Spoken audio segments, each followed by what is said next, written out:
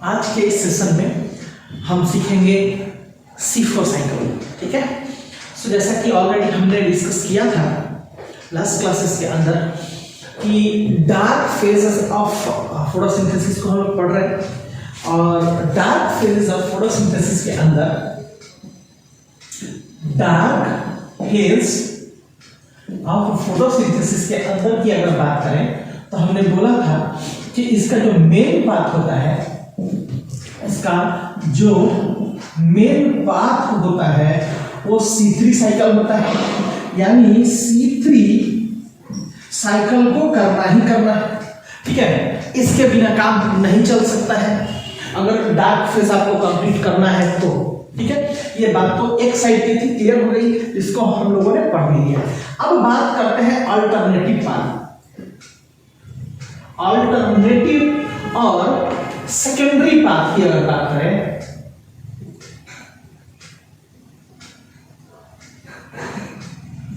Path की बात करें तो हमने बोला था कि इसको अगर कंप्लीट करना है तो इधर हमें C4 साइकिल को करना होगा। ठीक है क्या, नहीं तो हमें कैन साइकिल को करना होगा। बस इतनी सी बात थी। तो इस चीजों को हम लोगों ने सीखा और सीखा ये कि इसके अंदर ध्यान से सुनना थोड़ा सा, इसके अंदर हम लोगों ने क्या किया था, एक RUBP, ठीक है क्या, राइबोलोज बाइफॉस्फेट, एक ऐसा हम लोगों ने एक्सेप्टर यूज किया था इस साइकिल के अंदर, C3 साइकिल के अंदर, जो कि किसको रिसीव करता है, CO2 को रिसीव करता है। और CO2 को रिसीव करवाने में जो हेल्प करता था उस एंजाइम का नाम था रूबिस्को, पता है ना। और रूबिस्को के बारे में ऑलरेडी हम लोग डिस्कस कर चुके हैं कि ये जो एंजाइम है most abundant enzyme on this earth है। इस पृथ्वी के ऊपर सबसे ज्यादा जो एंजाइम पाया जाता है वो एंजाइम है रूबिस्को। समझ में आ रहा है क्या? तो रूबिस्को के नाम को समझो, समझ में आ रहा है, राइबोलोज बिस, समझ में आ रहा है क्या, बिस या बाई हमने बताया था। राइबोलोज RU से राइबोलोज होता था, देन BI से बिस होता था, एंड देन CO से, इसके अंदर ध्यान से सुनोगे, यही अंतर है। यहीं पे दो चीजों को समझ लोगे तो काम हमारा हो जाएगा। ठीक है क्या, एक का मतलब होता है कार्बोक्सिलेज, ठीक है क्या, और दूसरा जो होता है ऑक्सीजिनेज। समझ में आ रहा है क्या, कार्बोक्सिलेज एंड ऑक्सीजिनेज, ये दो अलग अलग चीजें थी और इसी को हमें अच्छे तरीके से क्लासिफाई करना है, इसी को हमें अच्छे तरीके से डिफरेंशिएट करना है।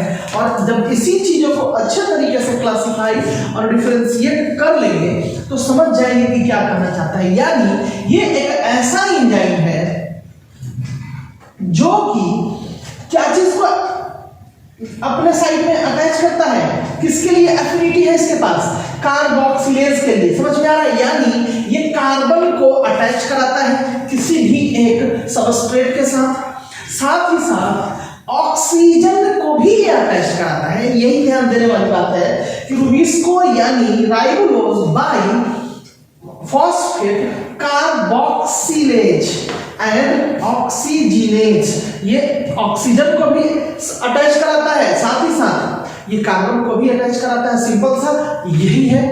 तो ये चीजें हमें समझनी है कि ये जब कराता है, ऑक्सीजन को भी कराता है एंड देन कार्बन को भी कराता है, तो कब ये ऑक्सीजन को कराएगा, कब ये कार्बन को कराएगा। समझ में आ रहा है क्या? अब दूसरी बात, ये बात तो हो गई। अब दूसरी बात ये है कि भाई C3 जो साइकिल हमने यूज किया है, ध्यान से देखोगे, C3 साइकिल जो हमने यूज किया था, इसके अंदर हमने बोला था कि 3 अलग अलग स्टेप हुआ था क्या, और 3 अलग अलग स्टेप की बात करें तो पहला जो था हमारा कार्बोक्सिलेशन था, दूसरा जो हमारा जो था रिडक्शन था, और तीसरा जो था हमारा रीजनरेशन प्रोसेस था। समझ में आ रहा है क्या? यानी यहाँ पे जो अटैचमेंट हुआ था कार्बन का हुआ था, यानी यहाँ पे रूबिस्को ने किसको अटैच कराने में हेल्प किया था, कार्बन को अटैच कराने में हेल्प किया था। किसको? कार्बन को अटैच कराने में हेल्प किया था, इसीलिए यहाँ पे कार्बोक्सिलेशन हुआ था। ठीक है क्या, लेकिन यहाँ पे कार्बोक्सिलेशन के साथ साथ हमें ये बेसिकली ऑक्सीजनेशन भी करा सकता है, लेकिन ऑक्सीजन की जरूरत क्या है यहाँ पे, क्योंकि ऑक्सीजन प्लांट के द्वारा छोड़ा हुआ बेकार का निकाला हुआ चीज होता है, यानी बाई प्रोडक्ट्स होता है। समझ में आ रहा है क्या? बिल्कुल सी बात वैसी ही है, यानी अगर O2 इन्वॉल्व होगा तो बेसिकली CO2 क्या करेगा, अटैच्ड नहीं होगा, तो बेसिकली ग्लूकोज का फॉर्मेशन नहीं होगा। तो अगर O2 जुटने लगे, अगर इस प्रोसेस के अंदर अगर ऑक्सीजनेशन हो जाए, ऑक्सीजन को अगर ये अटैच कराए रूबिस को, तो क्या होगा? तो इस कंडीशन में बेसिकली कंडीशन नंबर 1 है। कंडीशन नंबर 1 क्या है? रूबिस्को का बाय डिफॉल्ट, समझ में आ रहा है क्या, ये अटैच किसके साथ करता है, कार्बन के साथ करता है। और ये तो कहो कि सर ऑक्सीजन के बारे में भी आप बता रहे हैं कि ऑक्सीजन भी करता है। ऑक्सीजन तब करता है ये अटैच जब CO2 का कॉन्सेंट्रेशन बहुत कम हो गया है और ऑक्सीजन का कॉन्सेंट्रेशन बढ़ जाएगा। उस कंडीशन में इस रूबिस्को के पास मजबूरी हो जाएगा कि भाई ये ऑक्सीजन को उस प्रोसेस यानी उस सबस्ट्रेट के साथ जोड़े और एक नया टाइप का प्रोडक्ट बनाए। समझ में आ गया क्या है? तो बस इतनी सी बात है कि यानी जब ऑक्सीजन का कॉन्सेंट्रेशन ज्यादा हो जाएगा कंपेयर टू कार्बन, तो बेसिकली हमारा ऑक्सीजनेशन होने लगेगा, उस प्रोसेस के अंदर ऑक्सीजन जुटने लगेगा, और जब ऑक्सीजन जुटेगा तो फोटो रेस्पिरेशन प्रोसेस होगा। कौन सा प्रोसेस होगा? फोटो रेस्पिरेशन प्रोसेस होगा। और इस फोटो रेस्पिरेशन प्रोसेस के अंदर अगर हम कहें तो इसके अंदर बेसिकली ग्लूकोज फॉर्मेशन तो होता नहीं है, साथ ही साथ क्या होता है, कह सकते हैं ATP भी इसका यूज हो जाता है। समझ में आ रहा है क्या? तो बड़ा ही ये क्या कहा जाए, वास्ट प्रोसेस है प्लांट के लिए फोटो रेस्पिरेशन का। समझ में आ रहा है? फोटो रेस्पिरेशन करने वाले कौन से लोग हैं? फोटो रेस्पिरेशन करने वाले हैं हमारे पेरोक्सिसोम, क्लोरोप्लास्ट एंड माइटोकॉन्ड्रिया। समझ में आ रहा है क्या? पेरोक्सिसोम, क्लोरोप्लास्ट और माइटोकॉन्ड्रिया। बेसिकली क्लोरोप्लास्ट आता है, इसके बाद पेरोक्सिसोम, देन माइटोकॉन्ड्रिया आता है। तो यहाँ पे ये प्रोसेस होता है और इसके बाद माइटोकॉन्ड्रिया के अंदर से CO2 रिलीज होता है। बस इतनी सी बात है, इस चीजों को समझ लेना होगा। क्लियर हो गया बात? हाँ, तो इस चीजों को खूब अच्छे से समझ गए हो, ध्यान दोगे। अब आगे की तरफ हम लोग बढ़ रहे हैं आगे की तरफ। तो बेसिकली अब हमें इस डार्क फेजेस के अंदर अल्टरनेटिव्स पार्ट को फॉलो करना होगा, जो कि हमारा कौन सा साइकिल है? C4 cycle. तो तुम्हारे पास एक सवाल होगा कि सर हम अल्टरनेटिव पाथ करेंगे क्यों? बेटा ये इसलिए होगा क्योंकि इन टाइप ऑफ प्लांट्स, यानी जो C4 प्लांट्स होते हैं बेसिकली, समझ में आ रहा है क्या? C4 प्लांट्स जो होते हैं उनके पास इतना कैपेबिलिटी नहीं है, ध्यान से सुन लो, they don't have a capability to perform C3 cycle directly. समझ में आ रहा है क्या? C3 साइकिल के लिए डायरेक्ट ये अप्रोच कर सके, इनके पास उतना कैपेसिटी नहीं है। इसीलिए उसके बदला में ये अल्टरनेटिव पाथ है, ये अल्टरनेटिव पाथ है कि भाई इस C4 साइकिल के थ्रू कहां पहुंचा जा सकता है? C3 साइकिल को किया जाना है। लेकिन हर टाइप के प्लांट को एक चीज समझ लो, हमने बताया था हर टाइप के प्लांट को कौन सा साइकिल करना पड़ता है? C3 साइकिल करना ही करना पड़ता है, क्योंकि इसी के थ्रू ग्लूकोज मिलता है। और हम जानते हैं कि जो भी एक टाइप का प्लांट है उनका जो बेसिक मटेरियल होता है, समझ में आ रहा है क्या? उनका बेसिक मटेरियल जो होता है सिर्फ और सिर्फ ग्लूकोज होता है, जिसके थ्रू क्या कर सकते हैं? खा के वो जिंदा रह सकते हैं। समझ में आ रहा है क्या? तो इतनी बातें हमें क्लियर होनी चाहिए। यहां तक क्लियर हो चुका है? चलो अब आगे की बात करते हैं। अब इसके बाद C4 साइकिल हो गया, इसके बाद कैम साइकिल की भी बात करेंगे।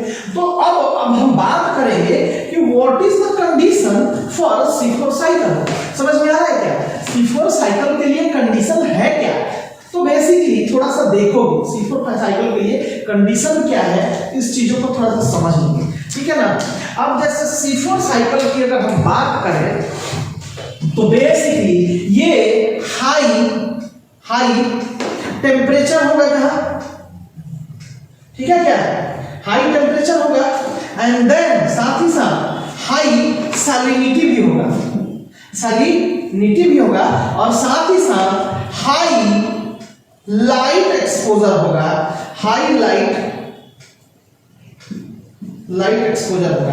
ध्यान देना इस बात को, high light exposure, high temperature होगा, एंड सैलिनिटी, तो ये बात की चीजें सॉल्ट का कॉन्सेंट्रेशन, ठीक है क्या, ये सॉल्ट कॉन्सेंट्रेशन की बात होती है, ठीक है क्या, सॉल्ट कॉन्सेंट्रेशन की बात होती है, जो कि हाई होगा, यानी हाई सैलिनिटी की बात होगी। लेकिन हमें सोचना है बहुत ज्यादा चीज हाई लाइट एक्सपोजर के ऊपर और हाई टेम्परेचर के ऊपर।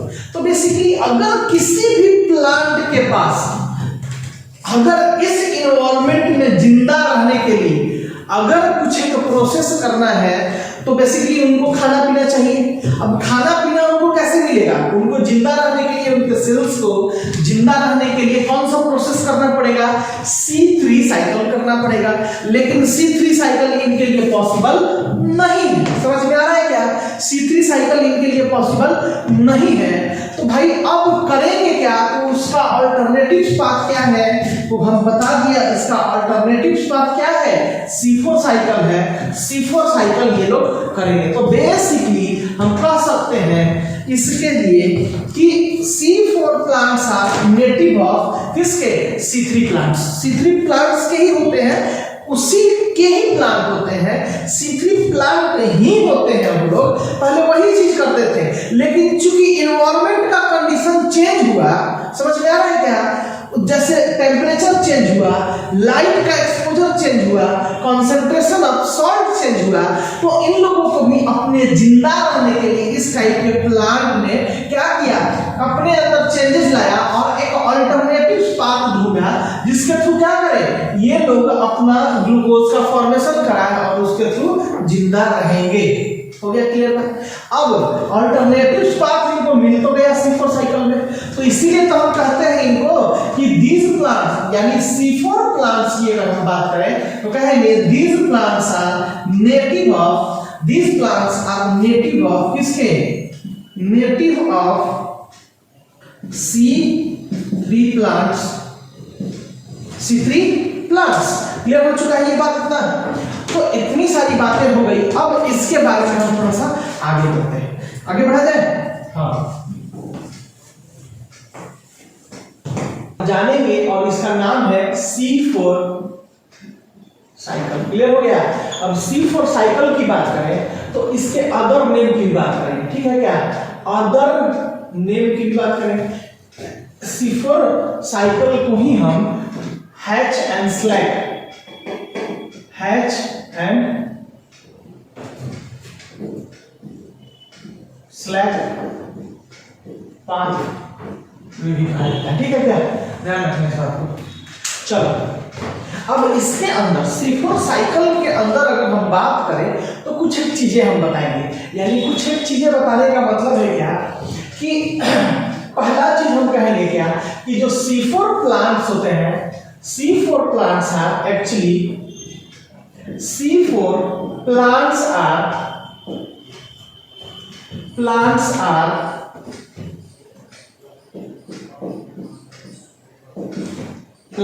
are native of tropical region, ठीक है, then they adapted to grow into, कहां एक्सपोजर होगा देख सकते हो, पहला हाई लाइट एक्सपोजर,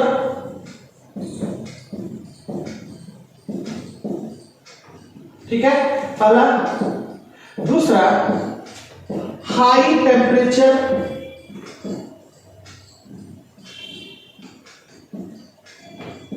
देन तीसरे की बात करें हाई सैलिनिटी,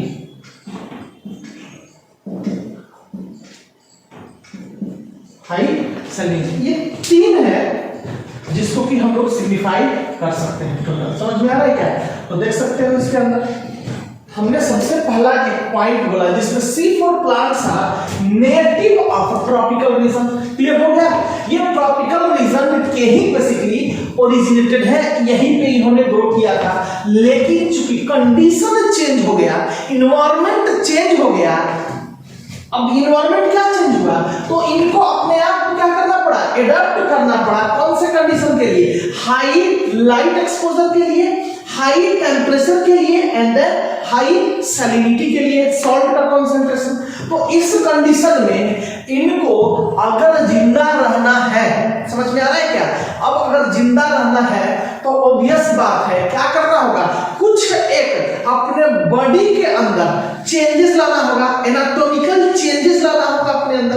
तो ऑब्वियस उस एनाटॉमिकल चेंजेस के चलते क्या किया इन्होंने, एक सिस्टम अलग से अडॉप्ट किया और जिसको हम लोग बोलते हैं C4 साइकिल। क्लियर हो गया?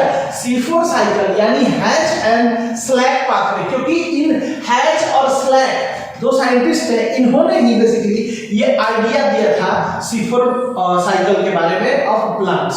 ठीक है क्या? तो ये दो चीजें हुई। और तीसरी चीजें की अगर हम बात करें इसके अंदर कि भाई ये जो टोटल प्लांट्स है, ध्यान देना, C4 प्लांट्स की अगर हम बात करें, C4 प्लांट्स की अगर हम बात करें, देखोगे इधर तो C4 प्लांट्स में टोटल हमें ऑलमोस्ट 19 फैमिलीज जो है, 19 फैमिलीज हमें देखने को मिलता है। समझ में आ रहा है क्या? 19 फैमिलीज में, 19 फैमिलीज के अंदर ऑलमोस्ट 1500 स्पीसीज, ठीक है, 1500 स्पीसीज हमें देखने को मिलता है। ठीक है क्या? अब 1500 की बात अगर हम करें, 1500 की बात करें तो अगर हम इस 19 फैमिलीज को अगर हम लोग दो पार्ट में इसको हम लोग डिस्टिंग्विश करते हैं तो पहला जो होता है ये होता है डाइकोट प्लांट, डाइकोट्स प्लांट होते हैं, और दूसरा जो होते हैं ये मोनोकोट्स प्लांट होते हैं। ठीक है क्या? ये होते हैं डाइकोट प्लांट्स और दूसरा जो होते हैं मोनोकोट्स प्लांट। तो इसके अंदर देख रहे हैं हम लोगों ने बोला है क्या कि ये 1500 स्पीसीज को हम लोग इंक्लूड करते हैं C4 प्लांट्स के अंदर। यानी वैसा जो C4 प्लांट यानी C4 प्लांट के अंदर इंक्लूडेड है वो टोटल 19 फैमिलीज है, और इस 19 फैमिलीज के through 1500 species different type of plants हमें देखने को मिलता है, जिसमें क्या होता है डाइकोट प्लांट हमें देखने को मिलता है। और डाइकोट प्लांट ऑलमोस्ट ये जो लोग हैं ये ऑलमोस्ट हमारे को 16 फैमिलीज में मिलते हैं। ठीक है क्या? ये 16 फैमिलीज के अंदर ये मिलते हैं और ऑलमोस्ट इनके टोटल 16 फैमिलीज के अंदर टोटल 600 स्पीसीज देखने को मिलता है। ठीक है क्या? 600 स्पीसीज देखने को ये मिलता है। ध्यान रखना इस बात को।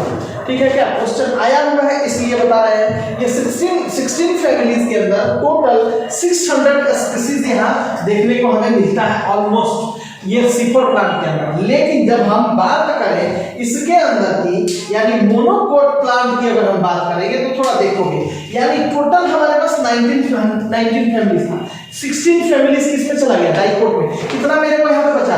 3 फैमिलीज बचा क्या? हाँ, तो 3 फैमिलीज के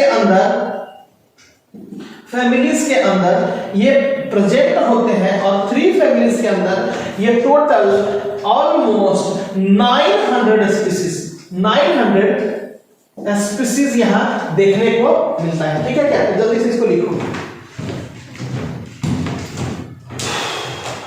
बहुत ही पॉइंट लिखने जा रहे हैं और इसी के इर्द गिर्द अब हम सारा C4 साइकिल को लेके मूव कराएंगे, इसी के इर्द गिर्द हम लोग पढ़ाई करेंगे। ठीक है क्या? अब हमने कहा क्या कि पहला चीज कि इन actual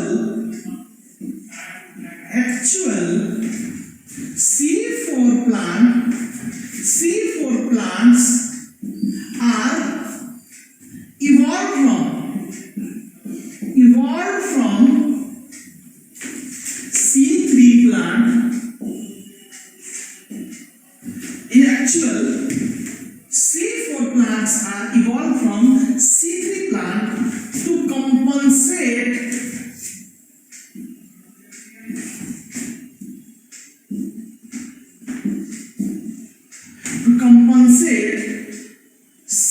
CO2 availability.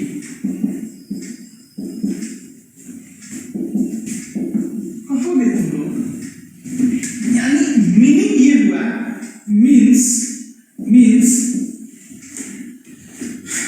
Before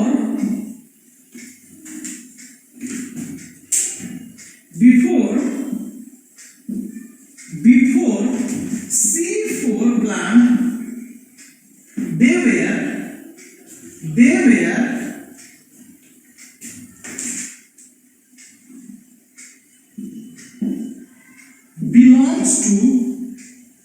belongs to C3 plant only. C3 plant only. समझ में आ रहा है क्या? यानी हमने ये बोला कि जो C4 प्लांट आज हम लोग देख रहे हैं, इन एक्चुअल शुरू में वो लोग C3 प्लांट थे। अब चूंकि वो इसलिए C4 प्लांट बने या उस C4 साइकिल को अडॉप्ट किए ताकि वो जिंदा रह सके एक पर्टिकुलर इन्वायरमेंटल कंडीशन के अंदर, जो इन्वायरमेंट के अंदर चेंजेज आ गया। तो चेंजेज आया क्या? चेंजेज ये आया कि भाई कि CO2 का जो अवेलेबिलिटी था घट गया एंड O2 का जो अवेलेबिलिटी था क्या हो जाएगा? बढ़ गया। ध्यान से देखोगे, यही चेंजेज हुआ। CO2 का अवेलेबिलिटी क्या हुआ? घट गया है। CO2 का अवेलेबिलिटी यानी कॉन्सेंट्रेशन घट गया और O2 का कॉन्सेंट्रेशन बढ़ गया। तो इस कंडीशन में अब इन्हें बहुत ज्यादा परेशानी होने लगी कि भाई अब हम करें तो करें क्या? CO2 एक लिमिट में आ गया तो डिसबैलेंस हो जाएगा ना इन्वायरमेंट। तो अब इस चीजों को बेसिकली किया कौन? कहोगे कि सर ये हुआ क्यों बेसिकली?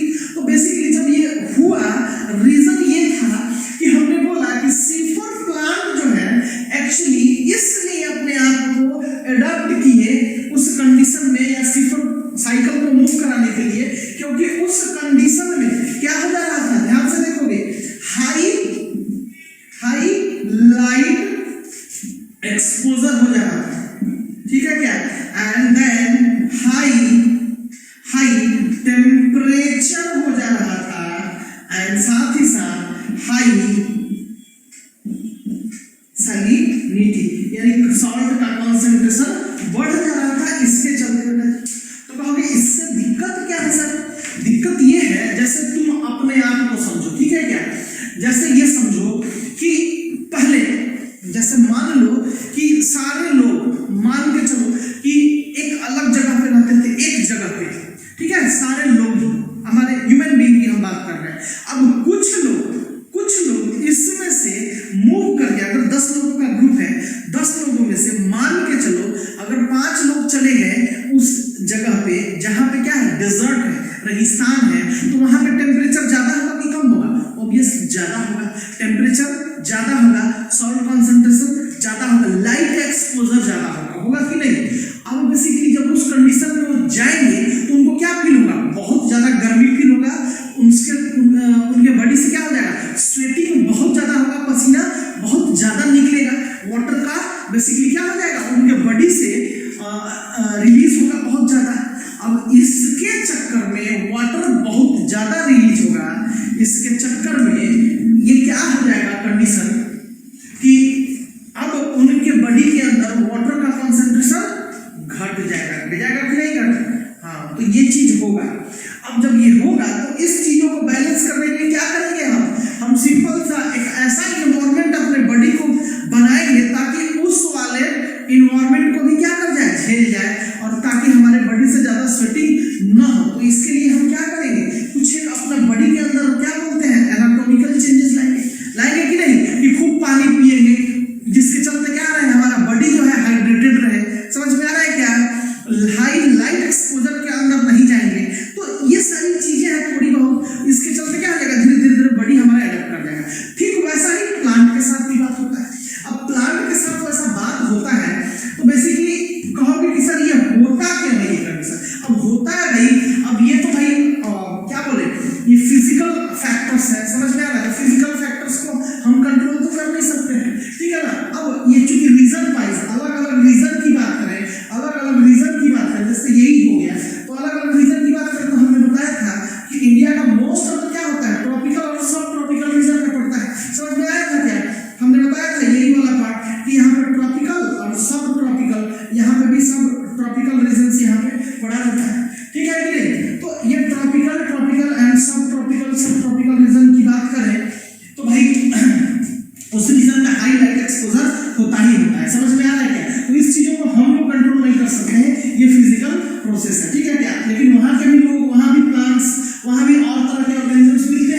मिलते हैं, बेसिकली उन्होंने अपने बॉडी के अंदर चेंजेस ला दिए।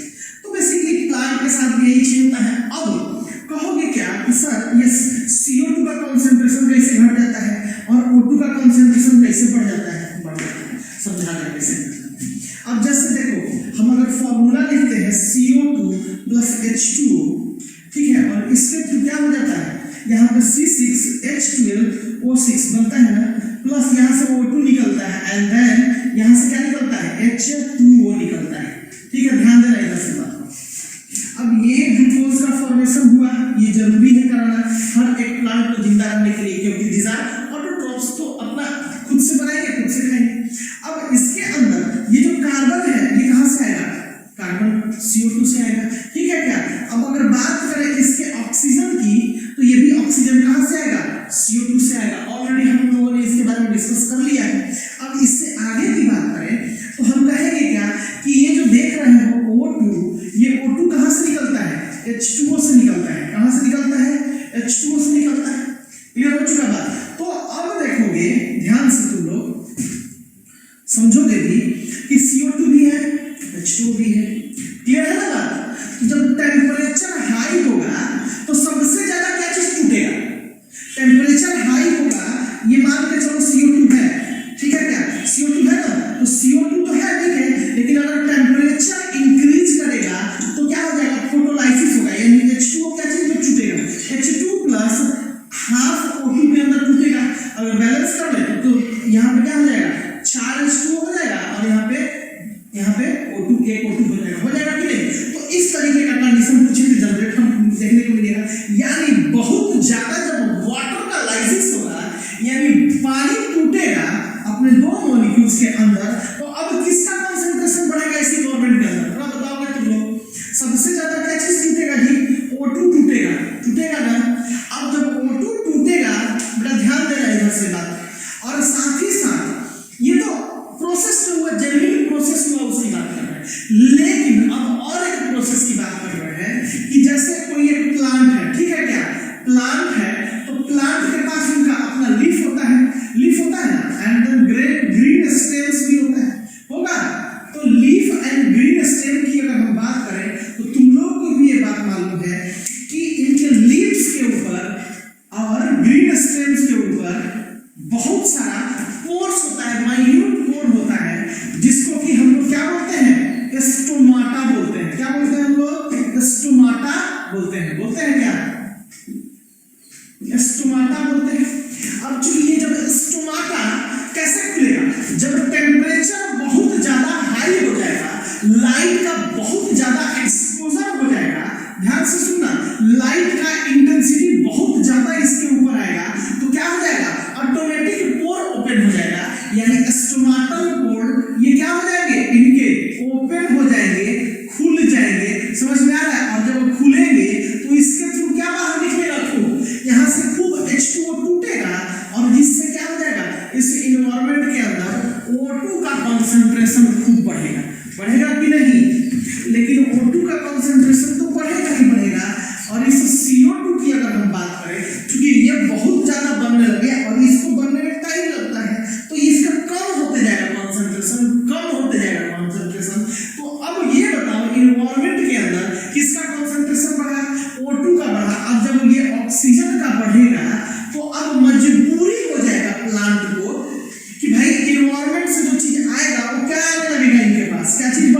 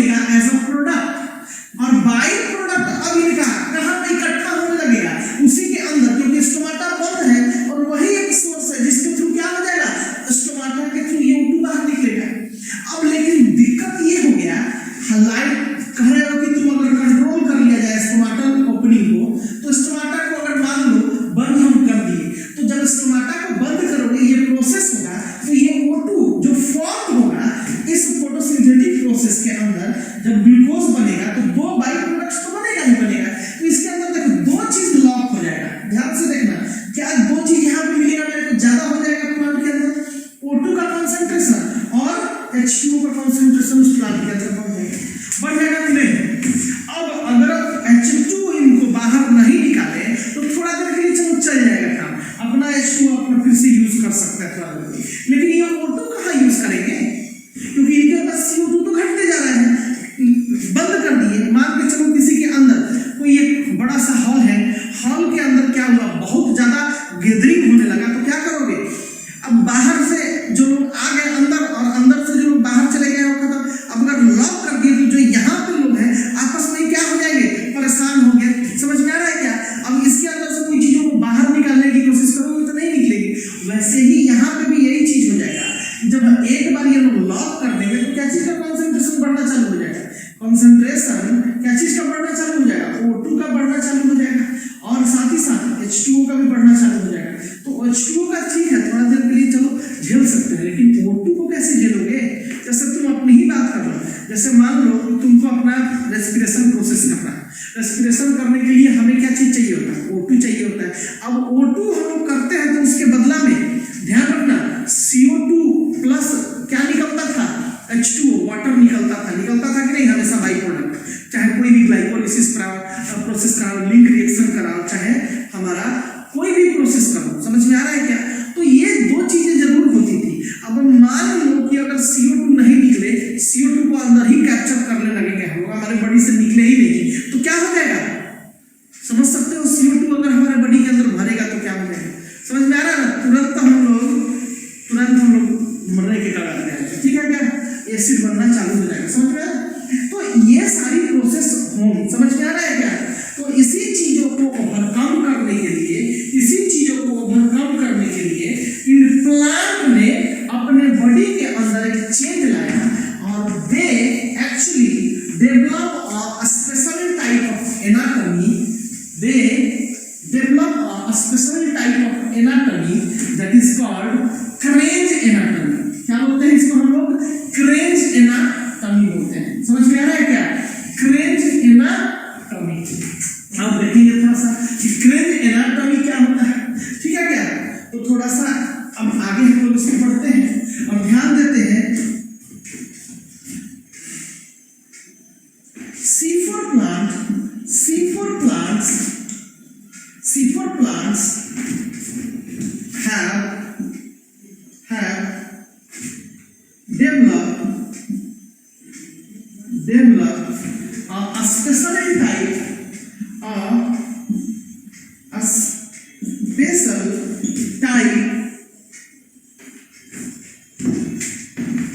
type of changes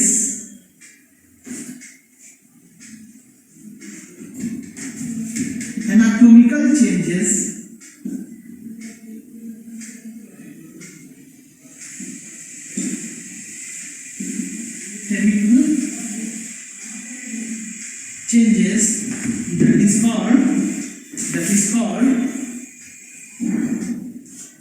that is called Crange anatomy.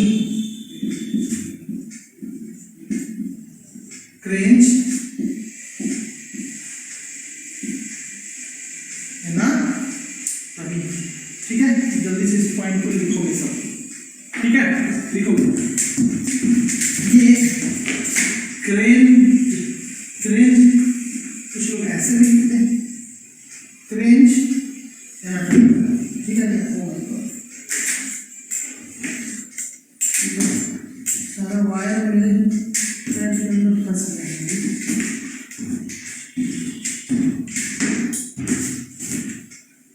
जल्दी से लिखो। बेसिकली क्रेंज एनाटॉमी एक टाइप का बॉडी के अंदर चेंजेस है, समझ में आ रहा है। और ये चेंजेस जो है ये बतलाता है, ठीक है। तो कुछ इस तरीके का ये लोग अरेंजमेंट कर देते हैं, ठीक है क्या। और ये जो अरेंजमेंट होता है जिसके अंदर दो टाइप का सेल इन्वॉल्व होता है, एक जो होता है मेसोफिल सेल होता है, दूसरा बंडल सिक सेल, ठीक है क्या। अब इसी के अंदर हम देखेंगे कि कौन है बंडल सिक सेल और कौन है मेसोफिल सेल, ठीक है क्या। अब इसके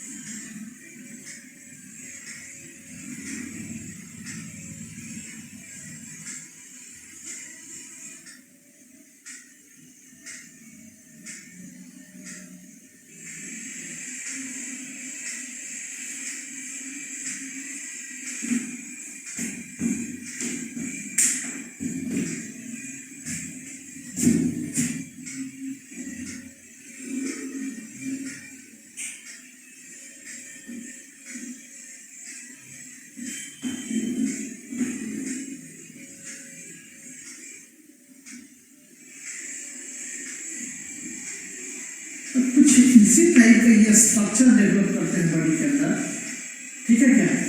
और ये जो स्ट्रक्चर्स होते हैं बेसिकली इनको हेल्प करते हैं, ध्यान से देखोगे, और ये ऐसा बने क्यों है इसके पीछे का भी रीजन है, ठीक है ना। और सारे रीजन को ही हम लोग समझाएंगे, ठीक है।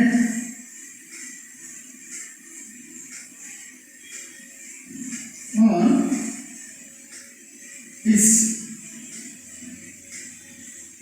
मेसोफिल सेल की बात करें तो मेसोफिल सेल क्या होते हैं, ये छोटे छोटे होते हैं, पता है ना।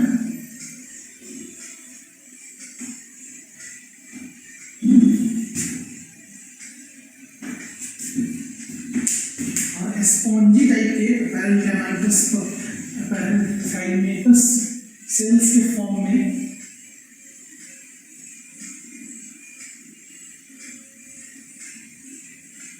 आयोजन है, ठीक है क्या।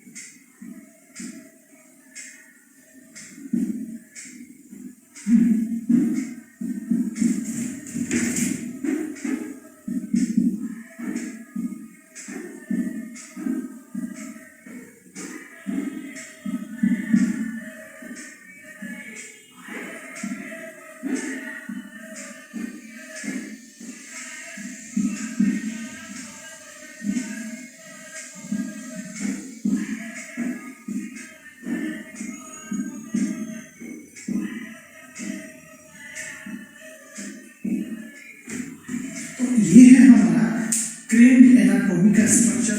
और इसके अंदर जो ये जो देख रहे हो हमारा, इसको हम लोग बोलते हैं वैस्कुलर बंडल, वैस्कुलर बंडल, ठीक है। अब देखो वैस्कुलर बंडल तो यहाँ देखिए, वैस्कुलर बंडल के बाद यहाँ पे जो स्ट्रक्चर तुम लोग देख रहे हो इसको हम लोग बोलते हैं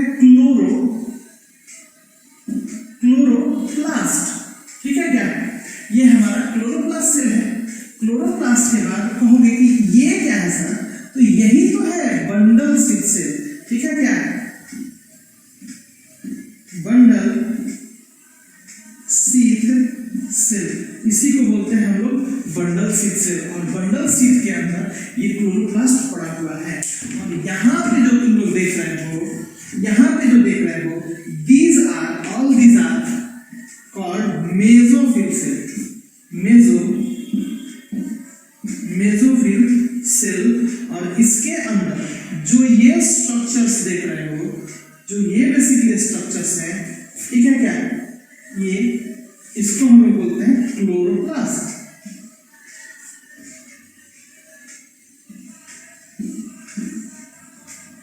जल्दी से लिखोगे, ठीक है। और यही स्ट्रक्चर हुआ C4 प्लांट का क्रेन एनाटॉमी।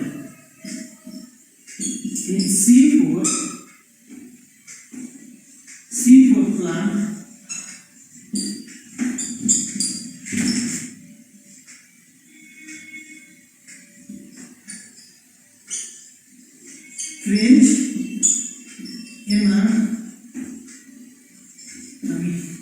जल्दी से लिखो।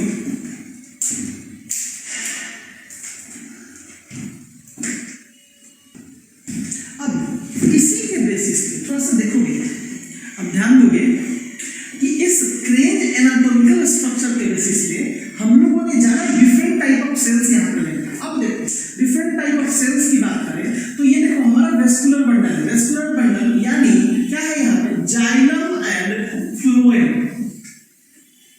जाइलम और फ्लोएम का ही सोर्स है, समझ में आ रहा है क्या? जाइलम और फ्लोएम यहाँ प्रेजेंट होगा, यानी वाटर एंड मिनरल्स इसके थ्रू आएंगे, समझ में आ रहा है, प्लांट्स के थ्रू। अगर हम मेसोफिल सेल की बात करें तो ये क्या होता है, ये फोटोसिंथेटिक सेल्स होते हैं। और ये कैसे अरेंज होते हैं, ध्यान से देखोगे, ये देखो यहाँ पे spongy like structure, spongy like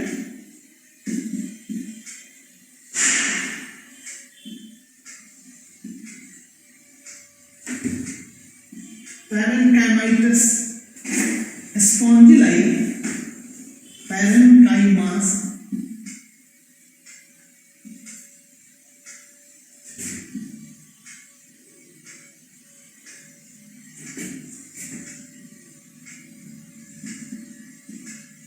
पैरेन्काइमाटस cells की तरह अरेंज होते हैं।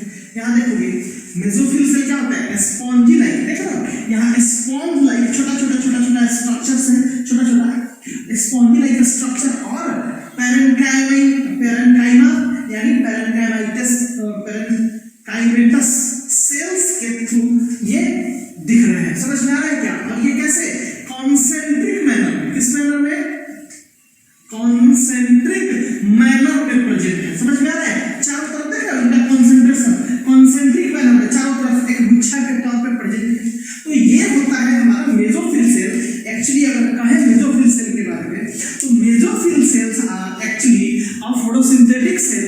और ये सेल की विशेषता ये है कि इस सेल के पास फोटोसिस्टम 1 और फोटोसिस्टम 2 दोनों करने की कैपेबिलिटी है। ध्यान रखना इस बात को, जो मेसोफिल सेल की अगर हम बात कर रहे हैं तो ये फोटोसिस्टम 1 और फोटोसिस्टम 2 दोनों के लिए ये क्या हो जाते हैं, आइडियल है, कर सकते हैं, ठीक है क्या?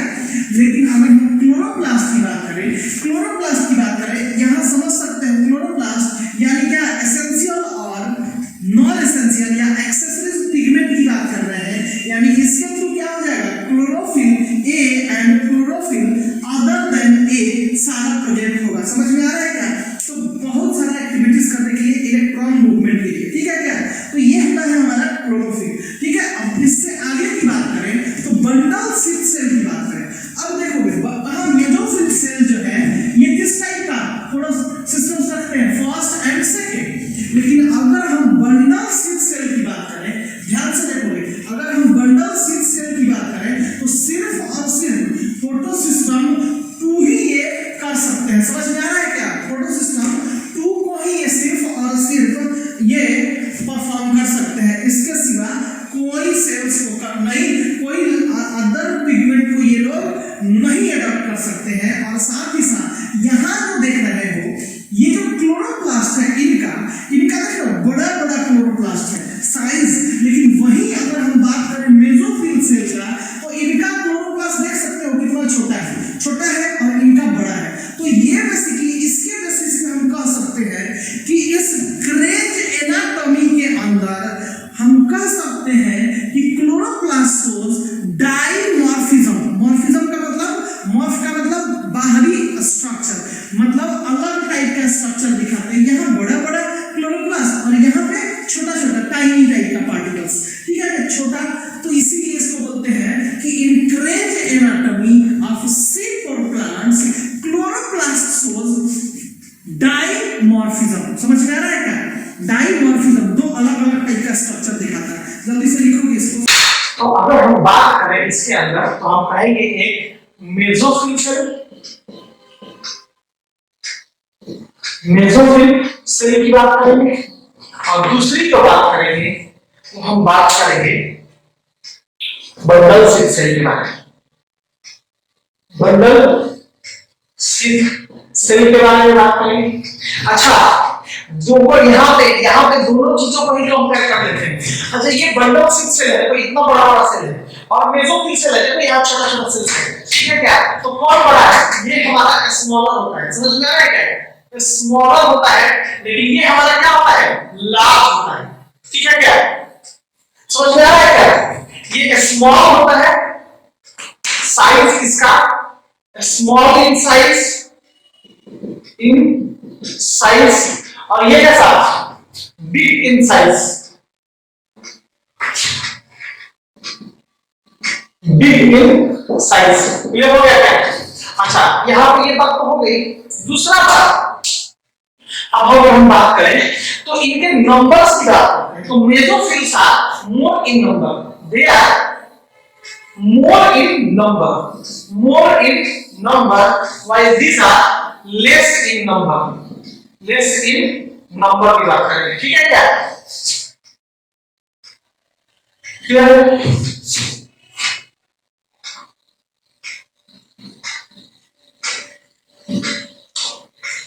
अच्छा इससे आगे की अगर हम बात करें तो इसके अंदर हम लोग देख सकते हैं कि जो इनका क्लोरोप्लास्ट है और इनका क्लोरोप्लास्ट है, दोनों के साइज देख सकते हैं। तो इसमें बोलेंगे क्लोरोप्लास्ट स्मॉल, इसका क्लोरोप्लास्ट लार्ज,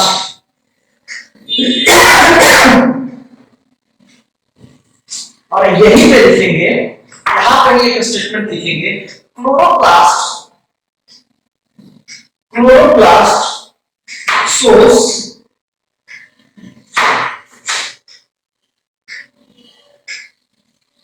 dimorphism,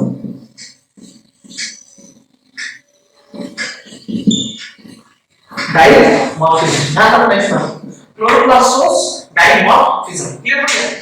देखो एक पॉइंट हमने बोला इसके अंदर, दूसरा, तीसरा, चौथे की बात करते हैं। चौथे की अगर हम बात करें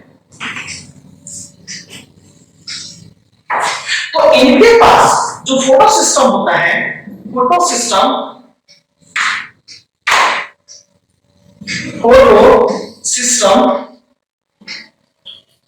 ये दोनों ही करते हैं, ध्यान देना। कौन कौन सा फोटो सिस्टम?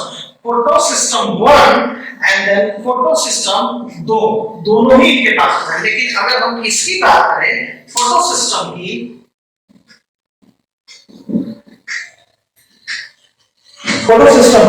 तो इसके पास सिर्फ और सिर्फ फोटो सिस्टम 1 प्रेजेंट होता है, ठीक है?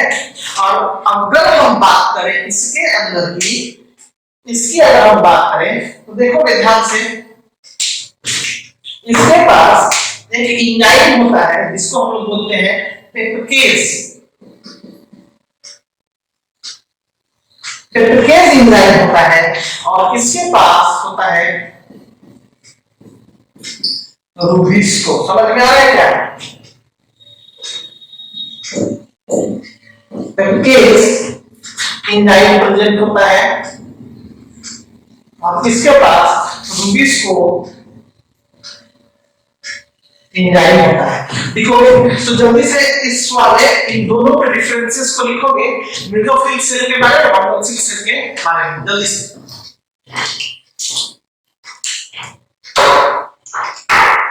यहाँ पे हम लोग देख रहे हैं, थोड़ा ध्यान दोगे इधर, यहाँ पे दो अलग टाइप का सेल है, ठीक है क्या?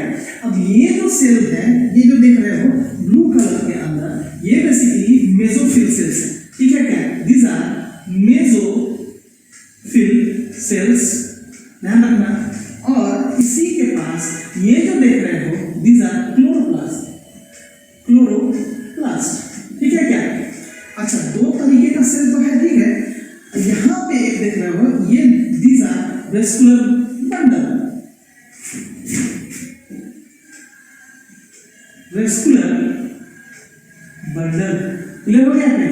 वेस्कुलर बंडल है, ये जाइलम फ्लोएम मेसोफिल सेल, जिसके पास क्या है? Photo system 1 and then photo system 2, दोनों ही यहाँ पे परफॉर्म होता है। क्लोरोप्लास्ट जरूरी है कोई भी एक प्रोसेस कराने के लिए, फोटोसिंथेटिक प्रोसेस, ठीक है क्या? तो इतनी चीजें हम समझ गए। अब देखो दोनों के बीच डिफरेंशिएशन को देखो, ये दो जो सेल्स हैं